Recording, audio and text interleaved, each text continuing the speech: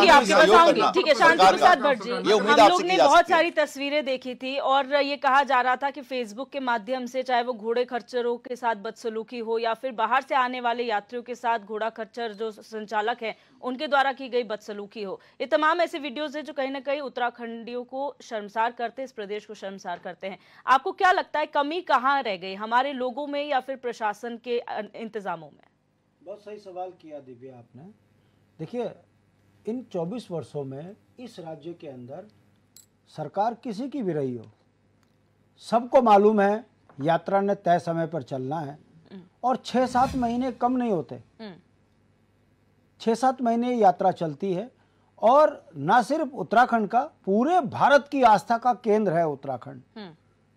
ऐसे में अव्यवस्थाएं हर वर्ष खबरें छपती हैं, उसके बावजूद समाधान का जब सवाल आता है तो कहां सत्ता उदासीन हो जाती है, ये बात समझने की है। देखिए दिव्या, अभी आपने एक हफ्ते पहले अखबार में देखा होगा 65,000 सरकारी कर्मचारियों के पद रिक्त हैं। आप पीडब्ल्यूडी के मुखिया के पास जाइए, वो बोलता है भाई साहब आदमी नहीं है, क्या करूं, बेलदार नहीं है, कहां से कराऊं सफाई। आप डॉक्टरों के पास चले जाइए कि भाई साहब डॉक्टर ही नहीं है, क्या करें, इमरजेंसी में भेजना पड़ता है। अब जो डॉक्टर नियुक्त है देहरादून में या चमोली में, वो चिट्ठी लिख देता है कि भैया मेरी तबीयत ठीक नहीं है, मैं नहीं जा रहा। आप उसे रोक नहीं सकते। तो मैंने कहा, अब जैसे चर्चाएं होती है, हम राजनीतिक लोग हैं, कल अगर सत्ता हमारे पास आ गई तो समाधान क्या है? समाधान बड़ा स्पष्ट है। यात्रा के लिए यदि 10,000 कर्मचारियों की नियुक्ति होनी है तो करो ना, आप पैसा लो और उनकी तनख्वाहें दो। मगर जब आप कर्मचारियों का ढांचा पूरा नहीं बनाओगे, पुलिस की स्थिति यह हो जाती है कि वो सड़क में यात्रियों को देखे, वो गिरी हुई खाई में लाशों को देखे, या वो रात की चोरी से की सुरक्षा करे। पुलिस 6-6 काम करती है बेचारी, इतनी कम पुलिस में होने के कारण ना तो डकैती रुक पाती, ना यात्रियों को सही तरह की सुविधा मिल पाती, अफरा तफरी मच जाती है। यदि सरकार यात्रा के लिए स्पेशल कर्मचारियों के लिए कर्मचारियों की भर्ती कर दे कि आप जैसी यात्रा शुरू होगी आप इन पॉइंटों में तैनात हो जाएंगे, वो चाहे डॉक्टर हो, चाहे वो फिर पार्किंग के कर्मचारी हो, चाहे वो सफाई कर्मचारी हो, सड़क के बेलदार हो, डॉक्टर हो, नर्स हो, उनके अपॉइंटमेंट ही केवल 4 धाम यात्रा के लिए हो। और जैसे ही 4 धाम यात्रा खत्म होती है वो अपने अपने विभाग में अतिरिक्त ड्यूटी निभाए, ताकि लोगों को लगे कि यात्रा के बिना 5 महीने अतिरिक्त जनता को लाभ ये सरकार दे रही है। सरकार को पैसे की कमी है क्या? क्यों नहीं उत्तराखंड में कर्मचारियों का ढांचा ठीक करते? और उसके बाद यदि अफरा तफरी होती है तो विभाग का प्रमुख कार्रवाई हो जाएगी उस पर कि भाई तुम्हारे को जिम्मेदारी दे रखी है, नियुक्ति है, आखिर वहां पर यह अफरा तफरी हुई क्यों?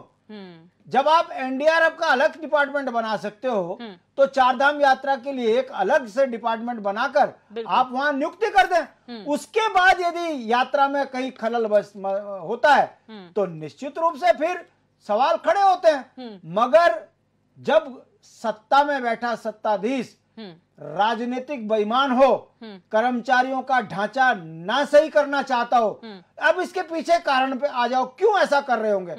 जितना कर्मचारियों का ढांचा कमजोर होगा उतने घोटाले बड़े प्यार से होंगे।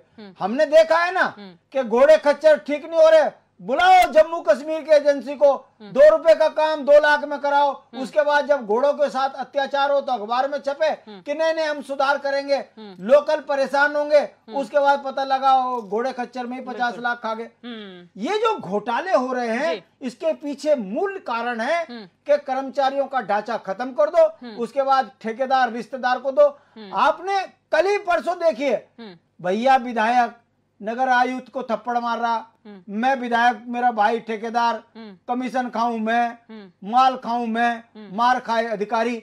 ऐसी स्थिति भाजपा के शासन काल में होगी तो आप और हम कितनी डिबेट कर ले, 24 साल कम नहीं होते। व्यवस्थाएं सुधार नहीं पा रहे हैं, कारण सिर्फ ये कि जब आप विभाग के कर्मचारियों को ही नियुक्त नहीं करोगे तो क्या यात्रा सुचारू चलाओगे। और जब अव्यवस्था बनेगी तो बड़ा बड़ा सिंपल सा तरीका है, कांग्रेस के शासन काल में क्यों नहीं हुआ, पहले वालों ने क्यों नहीं देखा, दूसरे पे ठीकरा फोड़ो, उसके बाद एक घोटाला करके फिर का बैठ जाओ।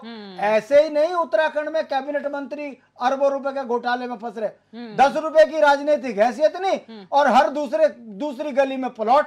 बिल्कुल, ये कहां से आया? ये तमाम लोगों की जेब में जो डाका डाल रहे हैं। अगर भाजपा ईमानदार है, यात्रा को सुचारू चलाना चाहती है, तमाम विभागों के कर्मचारियों का ढांचा पूरा कर दे, उसके बाद देखिए कैसे यात्रा सही चलेगी। ये करेंगे नहीं, इसलिए हर साल जो है हम लोग चर्चा करते हैं, चर्चा का समाधान निकलता नहीं है और भारतीय जनता पार्टी ऐसे ही मालो माल होती जा रही है। प्रेम पंचोली जी, यहाँ पर कांग्रेस ने अपने वक्तव्य में पहले कहा वीआईपी कल्चर, ये जो वीआईपी कल्चर का जिक्र हुआ जिसमें कहा जा रहा है आम जनता को तकलीफ होती है। पिछली बार हमने सोशल मीडिया पर कई ऐसे वीडियोस देखे थे जिसके बाद बैन लग गया था कि आप जो केदारनाथ परिसर है वहां पर आप फोटोग्राफी नहीं कर सकते, नो फोटोग्राफी का बोर्ड तक लगा दिया गया। लेकिन फिर हमने ये भी देखा कि आम जनता को एक तरफ फोटोग्राफी नहीं करने दी जा रही, वहीं दूसरी तरफ जो है वीआईपीज के इंटरव्यूज वहां पर लिए जा रहे हैं। तो क्या आपको लगता है कि वीआईपी कल्चर खत्म हो सकता है कभी? कभी नहीं, एक लाइन में कभी नहीं हो सकता। इसलिए नहीं हो सकता कि इस देश को, आप जब देश आजाद हुआ और आजाद से